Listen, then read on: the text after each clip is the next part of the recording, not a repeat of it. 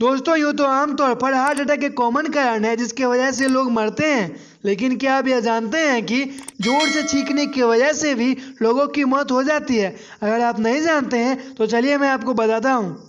Guys, एक research से यह साबित हुआ है कि अगर कोई व्यक्ति बहुत ज़्यादा जोर से चीखता है तो उसकी रीढ़ फ्रैक्चर हो जाती है, और यदि कोई व्यक्ति अपने चीख को सप्रेस करता है तो उसके दिमाग या गर्दन की नस फटने के कारण उसकी मौत हो सकती है।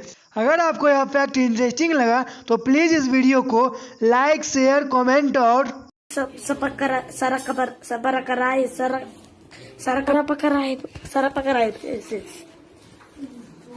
Okay, thank you.